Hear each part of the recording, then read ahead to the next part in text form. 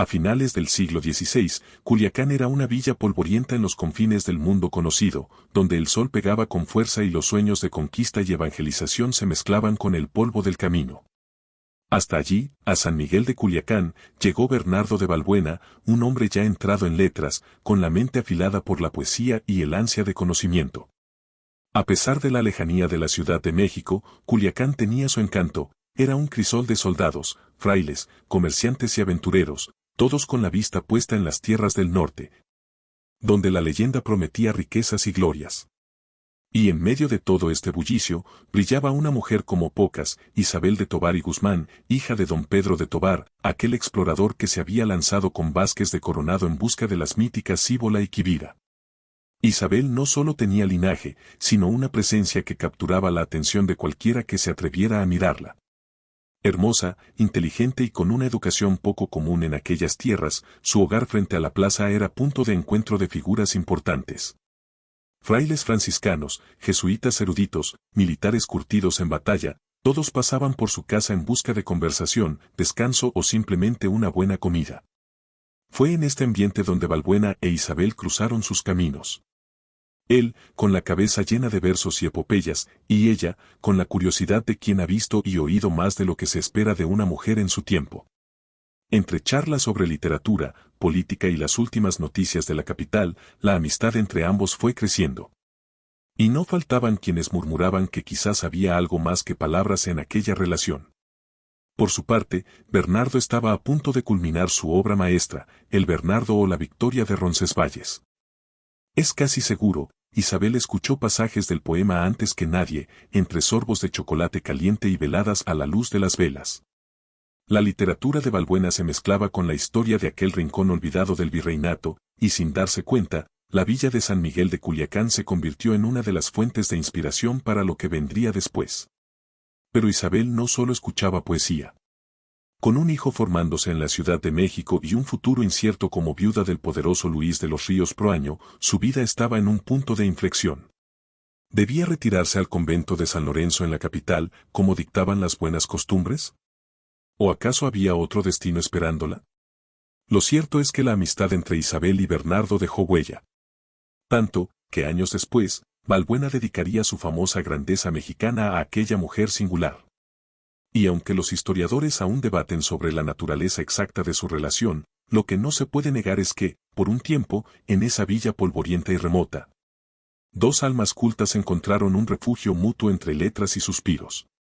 Si alguien hubiera apostado a que en la apartada villa de San Miguel de Culiacán se cruzarían la poesía y la política, la fe y la conquista, habría ganado una fortuna. Porque allí, entre soldados con ganas de gloria y frailes empeñados en evangelizar a los indios rebeldes, estos dos personajes destacaban como estrellas en una noche sin luna. Él, con la mente siempre en ebullición, ultimaba su obra, el Bernardo o la Victoria de Roncesvalles. En ella, entre versos épicos y ecos de la Ilíada, rendía homenaje a la grandeza española. Y no es difícil imaginar que, en alguna de esas noches de tertulia en la mansión de Isabel, ella se inclinara con curiosidad sobre sus escritos, preguntándole con su voz firme pero melosa. «Mi señora», respondía él, con una reverencia que no podía ocultar cierta picardía. «En ellos habita la misma bravura que los conquistadores de estas tierras, aunque debo admitir que ninguno ha tenido el honor de vuestra compañía». Isabel sonreía, quizá con un destello de nostalgia. Viuda de Luis de los Ríos Proaño, un potentado de tierras y minas, y su hijo, Bernardo de Tovar, se formaba en la Ciudad de México. Ahora, ¿qué camino le quedaba? El convento de San Lorenzo en la gran capital parecía la opción más lógica. Entonces no era raro que las viudas de alta cuna buscaran refugio en la vida religiosa cuando el mundo parecía no ofrecerles otra salida. Pero Isabel no era una mujer común. En ella latía el espíritu de su padre, aquel explorador que había cabalgado en busca de las ciudades doradas. Su hogar seguía siendo un punto de encuentro de frailes y militares, y entre esas paredes se decidían asuntos más grandes de lo que muchos imaginaban. Por otro lado, Balbuena no era indiferente a su presencia. Si bien era un hombre de letras y futuro eclesiástico, su corazón, o al menos su pluma, se agitaba al estar cerca de ella. Isabel inspiraba algo más que devoción intelectual. ¿Fue amor? ¿Admiración? ¿Un juego de complicidades donde la poesía y la historia se entrelazaban? Tal vez un poco de todo. Lo que sí es seguro es que la relación entre ambos dejó huella. Y no solo en el recuerdo de los que los vieron compartir charlas bajo los corredores de la casa de Isabel, sino también en la literatura misma.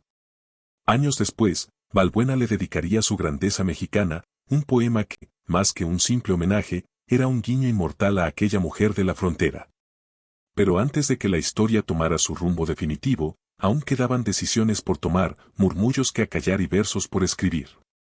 Y en una tierra donde la fe y la espada gobernaban, cualquier desliz, real o imaginario, podía cambiar un destino para siempre. La villa de San Miguel de Culiacán tenía muchas cosas: calor sofocante, polvo en cada rincón y un ir y venir de soldados, frailes y aventureros.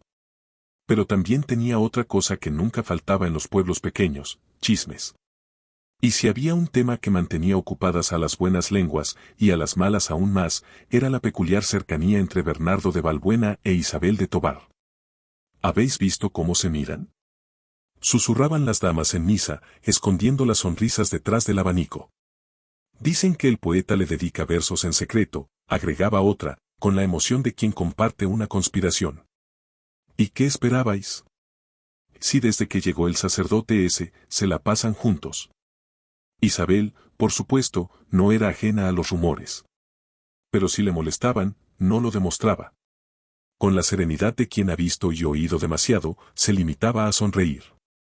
¿Acaso podía ella controlar lo que la gente decía? No. Lo que sí podía controlar era su futuro, y ese era el dilema que la mantenía despierta por las noches.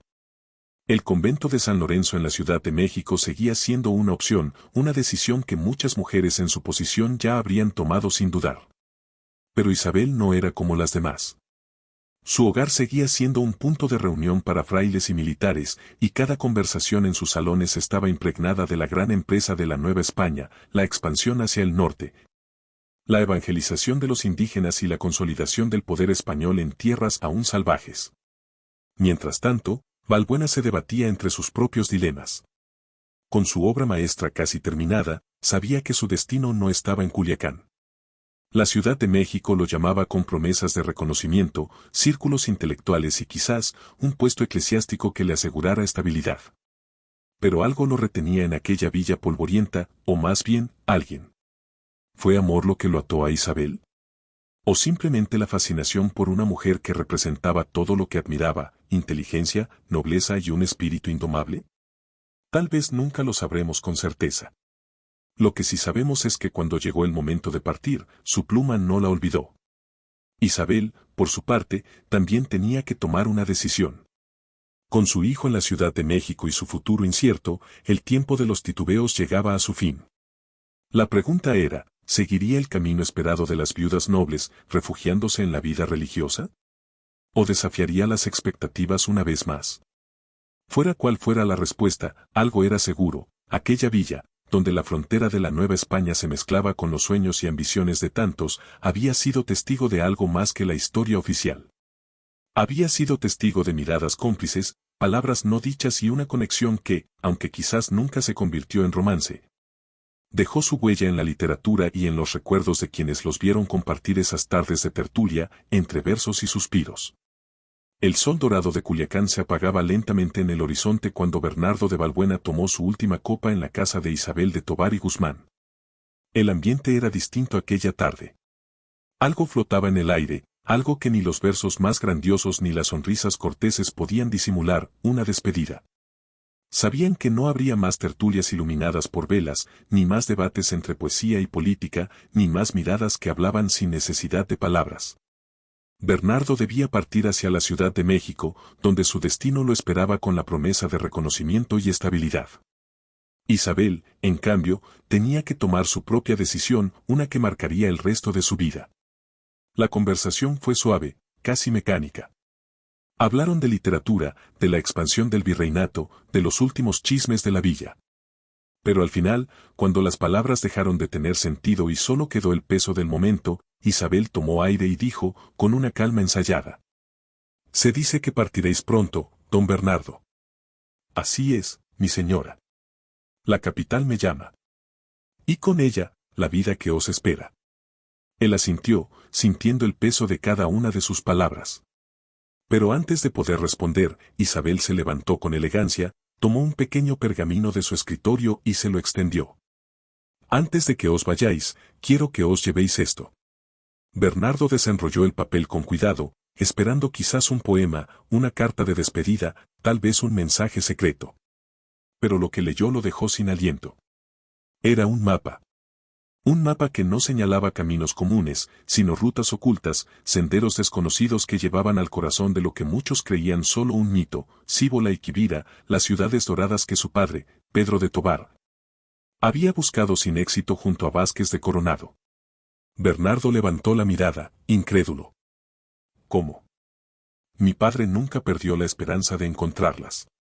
Y aunque la historia lo olvidó, él dejó pistas. Este es el último vestigio de sus sueños. Él la observó en silencio, comprendiendo en ese instante la magnitud de lo que tenía en las manos. No solo era un mapa, era un legado, una historia que Isabel había guardado hasta el momento adecuado. Os lo confío porque sé que sois hombre de letras, pero también de visión. La grandeza no solo está en la poesía, don Bernardo. A veces, está en aquello que todavía no hemos descubierto. Las palabras quedaron suspendidas entre ellos. Bernardo supo entonces que su despedida no era solo un adiós a Isabel, sino también a la certeza de su propio destino. Dobló el mapa con cuidado, lo guardó en su pecho y, con una última reverencia, cruzó la puerta. Nunca se supo qué hizo con aquel pergamino. Tal vez lo llevó consigo a la capital y lo olvidó entre los pasillos de la iglesia y las hojas de sus manuscritos. O tal vez, en alguna noche solitaria, lo extendió sobre su escritorio y dejó que su imaginación trazara los caminos que nunca se atrevió a recorrer. Lo único cierto es que la historia de Isabel de Tobar y Bernardo de Valbuena no fue la que los rumores de Culiacán quisieron contar. No fue solo una historia de miradas y suspiros. Fue la historia de un secreto guardado entre versos, de un misterio que nunca llegó a resolverse y de un último susurro en la villa de los Tres Ríos. Y tal vez, solo tal vez, en algún rincón olvidado del noroeste mexicano, las ciudades de oro aún esperan a quien se atreva a buscarlas.